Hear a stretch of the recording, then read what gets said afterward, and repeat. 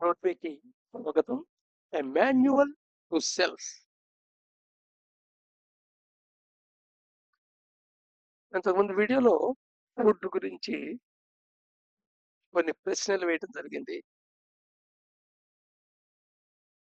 కూర్చొని తింటున్నామా, కూర్చొని తింటున్నామా, పాత్రగా తింటున్నామా, ఏ మూడ్లో తింటున్నాం, మాట్లాడుతూ తింటున్నామా, సైలెంట్ గా తింటున్నామా, ఇలాగా ఫుడ్ ప్రాసెస్, ఫుడ్ తింటాం అనే ప్రాసెస్ ఆ యాక్టివిటీ యొక్క క్వాలిటీని డిసైడ్ చేస్తుంది. సో వీటికి ఇలా అని నేను చెప్పాల్సిన అవసరం లేదు. ఆ ప్రశ్నలో సార్ మళ్ళీ ఆ వీడియోకి వెళ్ళి చూసుకొని మీరే ఆన్సర్ చెప్పుకోవచ్చు. బట్ ఈ కరెక్ట్ మెథడ్స్ బ్రీదింగ్ విషయంలో కానీ, ఫుడ్ విషయంలో కానీ, సెన్సెస్ విషయంలో కానీ, స్లీప్ విషయంలో కానీ, సెక్స్ విషయంలో కానీ అప్లై చేసేప్పుడు nothing should be done simply because of feeling that we are missing something. So ఏదో కోల్పోతున్నాను అనే భావంతో చేయకూడదు. కోల్పోతున్నాను అనే భావం వచ్చిందంటే నువ్వు చేస్తున్న కరెక్షన్ నోటీసబుల్ డిఫరెన్స్ కి బయట ఉందన్నమాట. నోటీసబుల్ డిఫరెన్స్ ఈ కాన్సెప్ట్ గురించి ఇంతకుముందు ఒక వీడియోలో చెప్పాను, అయినా రివైజ్ చేస్తాను. సో మనం ఒకప్పుడు మార్పుని గుర్తించలేము. ఉదాహరణకి టీవీ పెట్టాం అనుకోండి, టీవీ వాల్యూమ్ జస్ట్ 1 యూనిట్ పెంచాం అనుకోండి, టీవీ యొక్క వాల్యూమ్ జస్ట్ 1 యూనిట్ పెంచాం, ఏదో 20 నుండి 21 చేసాం. మీకు వాయిస్ లో పెరిగినట్టు ఏమి అనిపించదు. 22 చేసాం, వాయిస్ లో పెరిగినట్టు అనిపించదు. 23 చేసాం, వాయిస్ లో పెరిగినట్టు గుర్తుపడతాం. సో అంటే అర్థం ఏంటంటే వాయిస్ లో చేంజ్, నోటిసబుల్ డిఫరెన్స్ 2 యూనిట్స్ అనమాట అక్కడ. ఇది మనిషికి మారుతూ ఉంటుంది. అలాగా మనం ఏ మార్పు చేస్తున్నా అది నోటీసబుల్ డిఫరెన్స్ లోపల ఉండేట్టుగా అలాగా ప్లాన్ అవుట్ చేసుకోవాలి. సో అందుకని ఎవరు నోటీసబుల్ డిఫరెన్స్ బట్టి వాళ్ళు ప్లాన్ అవుట్ చేసుకుంటూ ఉండాలి వీటిని కరెక్షన్ చేయటం అనేది. ఆ నిద్ర విషయంలో ఎలా కరెక్ట్ చేసుకోవాలి అనే విషయం ఆల్రెడీ ఒక ఎగ్జాంపుల్ చెప్పడం కూడా జరిగింది. సో సపోజ్ నిద్ర 6ంటికి లేవాలనుకుంటున్నావు కానీ 7:30కి లేస్తున్నావు అలవాటు ఉంది. సో అప్పుడు ఎలా మార్చమని చెప్పాము దాన్ని? 5 మినిట్స్ 5 మినిట్స్, 10 మినిట్స్ 10 మినిట్స్ ఇలాగే ఇంక్రిమెంటల్ గా వెనక్కి తీసుకురావాలి. అది సంవత్సరం పట్టని, 10 సంవత్సరాలు పట్టని, కానీ అలాగే తీసుకురావాలి.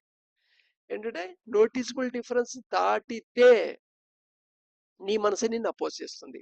నోటీసబుల్ డిఫరెన్స్ లోపల ఉంటే నువ్వు తీసుకొస్తున్న మార్పు నీకు కోఆపరేట్ చేస్తుంది. నీ శరీరం, మనసు ఏమవుతుందంటే దానికి అడాప్ట్ అవుతుంది అనమాట, దానికి సర్దుకుంటుంది. దీన్ని రెసిలియన్స్ కెపాసిటీ అంటారు. రెసిలియన్స్ కెపాసిటీ అంటే మార్పుని తను ఇముడ్చుకోవటం. మార్పుని తను ఇముడ్చుకునే లక్షణం ఉంది మనకి. ఎలాంటి సర్కమ్స్టాన్సెస్ లో అయినా, ఎలాంటి పరిస్థితుల్లో అయినా మనం మళ్ళా దానికి అనుగుణంగా మనం మారి ఆ పనులు చేయటం, ప్రవర్తించడం అనేది జీవితంలో ఒక ఫేజ్ కింద మనకు చాలా చోట్ల జరుగుతూ ఉంటుంది. సో రెసిలియన్స్ కెపాసిటీ ఉంది మనసుకి, దాన్ని జాగ్రత్తగా వాడాలన్నమాట.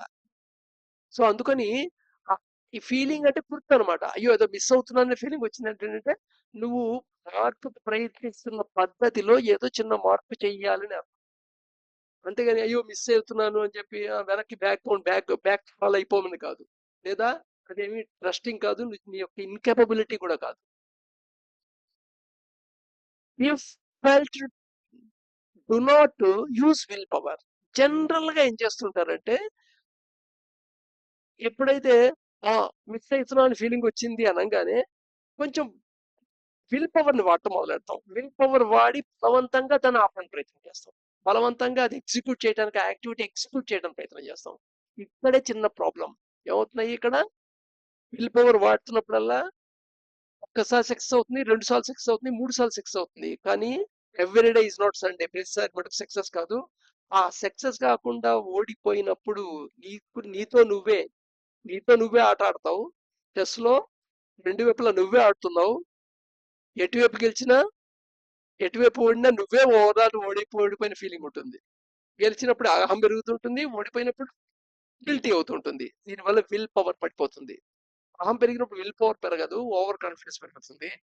కానీ విల్ పవర్ తగ్గిపోతుంది. విల్ పవర్ ఈ ఐకి, ఈకి ఎసుకుంటాయి కదా! దీంట్లో ఐ యొక్క విల్ పవర్ పడిపోతుంది. ఐ విల్ పవర్ పడితే బానిస కింద పనిచేయాల్సొస్తుంది తర్వాత.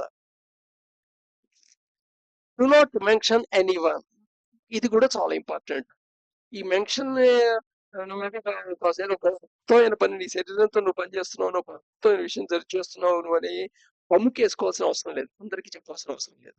పమ్ముకు వెయ్యటం అనేది ఆహ్, 2 రకాల ప్రాబ్లమ్స్ వస్తుంది. ఒకటి టెంకేయటం వల్ల ఇది నేను చేస్తున్నాను, నేను నాది అనే భావం పెరగడం ఒకటి.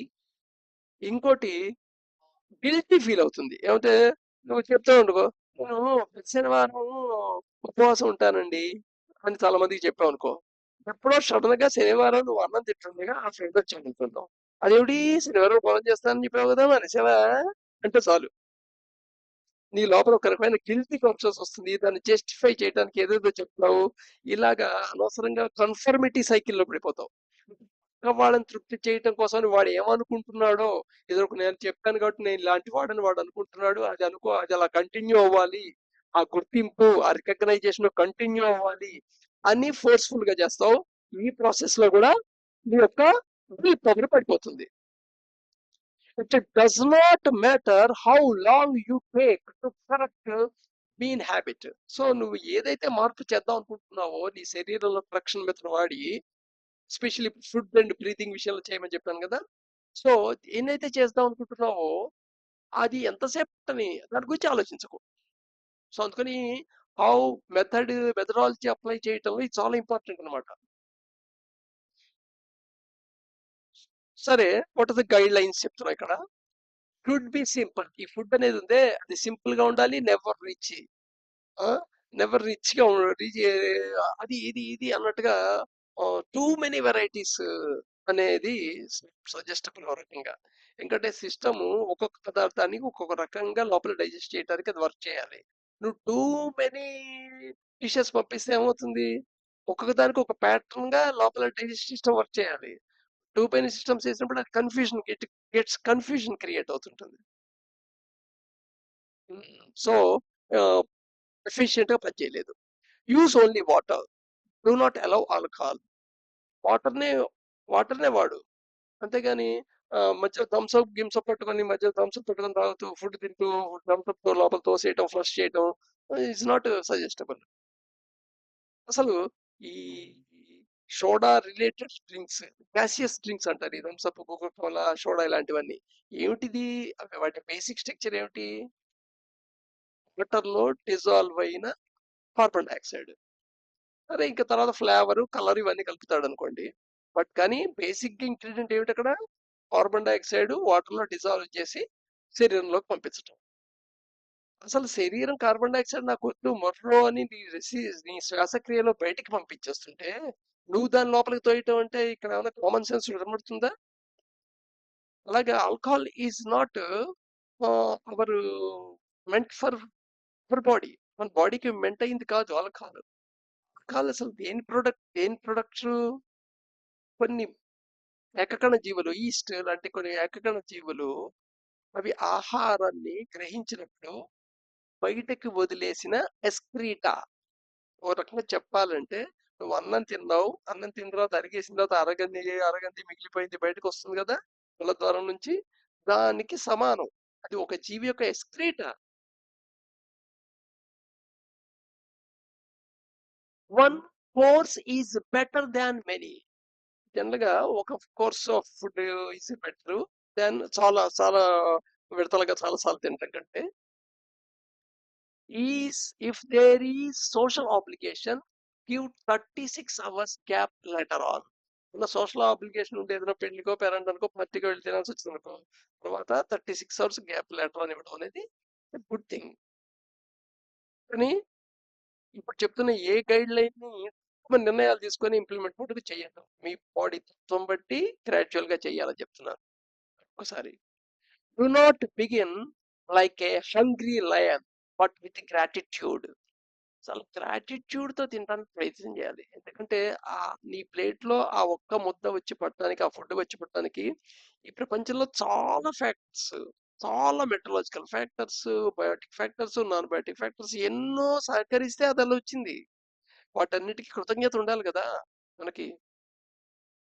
అందుకని అందరికి అన్నిట్లోనూ దేవుడు ఉంటాడు కాబట్టి దేవుడు కృతజ్ఞతగా చేస్తుంటారు. అందుకని ప్రేయర్ అన్నం తినే ముందు ప్రేయర్ అనే థాట్ వచ్చింది. అంతేగాని ఏదో ఉల్లంఘించి దాని మీద పడి ట్రక్ అని ఒక ఆకలి కొన్న లయను నీరు మీద పడినట్టుగా ఉండకూడదు సిచ్యువేషన్. రేపు కంటిన్యూ చేద్దాం.